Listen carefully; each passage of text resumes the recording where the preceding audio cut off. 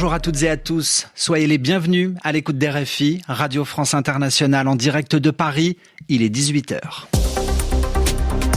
Le journal en français facile. Adrien Delgrange. Nous sommes le mardi 7 juillet, voici les titres de cette édition. Une campagne électorale en France suspendue à ce que va annoncer dans 2 heures Marine Le Pen.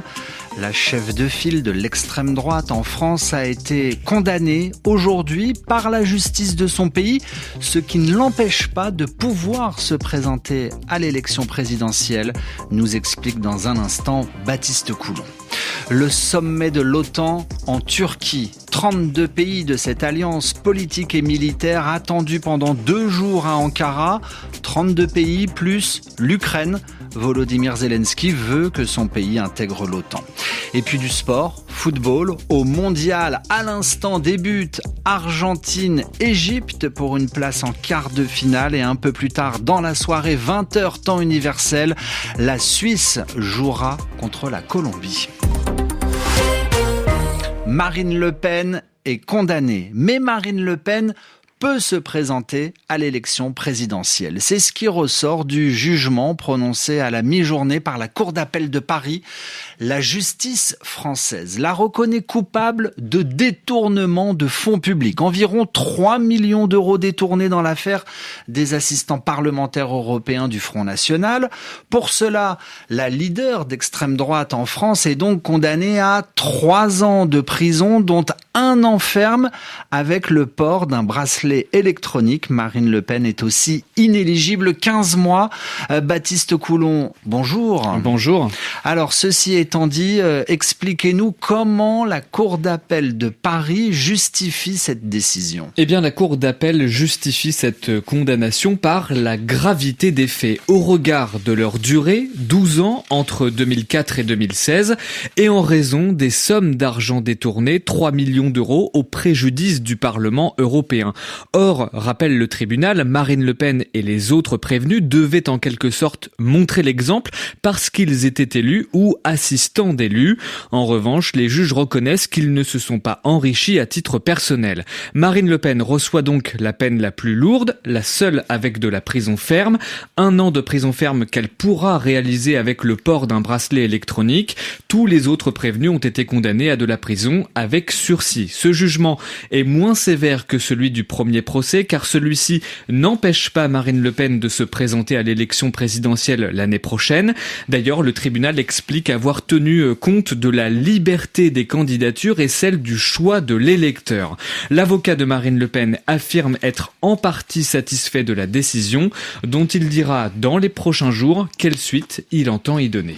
Merci beaucoup Baptiste Coulon. Sachez que les autres prévenus et les autres personnes ont été condamnées aujourd'hui par le tribunal, dont Louis Alliot, le maire de Paris, condamné à des peines de prison allant de 6 mois à 3 ans de prison avec sursis. À cette heure-ci, il est un peu plus de 18h en France. Marine Le Pen est au siège parisien du Rassemblement national pour se concentrer avec les dirigeants de son parti avant de dire ce qu'elle fera ce soir au journal de 20h sur TF1. Alors, en attendant de savoir ce que va annoncer Marine Le Pen, notre reporter Marie Lecoq s'est-elle rendue à Hénin-Beaumont, ville du nord de la France, où le Rassemblement national a l'habitude de faire de très bons scores aux élections. Reportage. Dans le fief électoral de Marine Le Pen, les avis sont partagés. D'un côté, c'est le soulagement, de l'autre, l'incompréhension.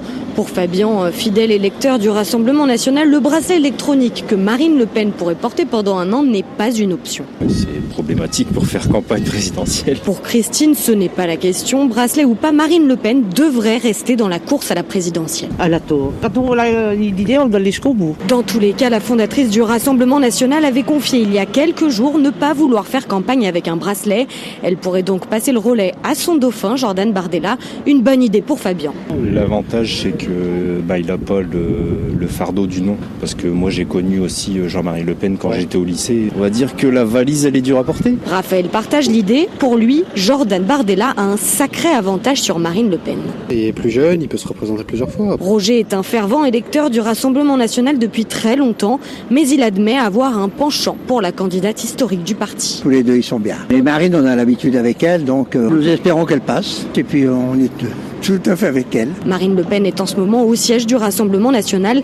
Elle devrait trancher sur sa candidature à l'élection présidentielle. Et à Hénin-Beaumont, les habitants ont hâte de connaître le verdict. Marie Lecoq à Hénin-Beaumont. En déplacement, lui, à Damas, le président français n'a pas fait de commentaires concernant la condamnation de Marine Le Pen. Emmanuel Macron et le président syrien sont attendus en Turquie, à Ankara, pour le sommet de l'OTAN qui va s'ouvrir aujourd'hui. Cette réunion rassemble les 32 pays membres de cette alliance politique et militaire, dont les États-Unis. Le président américain Donald Trump est arrivé à Ankara. Volodymyr Zelensky est également à Ankara. Le président ukrainien, toujours à la recherche de nouveaux soutiens. Son pays, l'Ukraine, veut intégrer l'OTAN.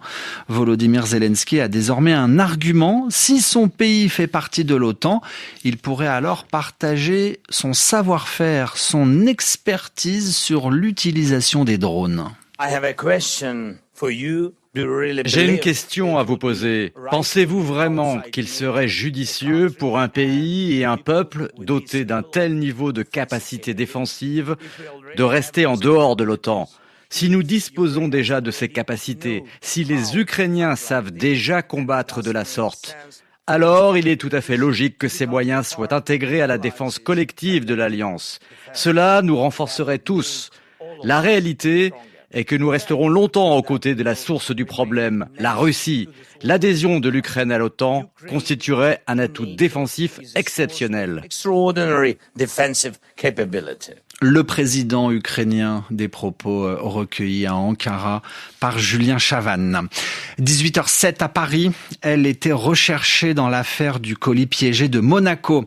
Anastasia Berezkova a été retrouvée morte en Ukraine, près de Kiev aujourd'hui.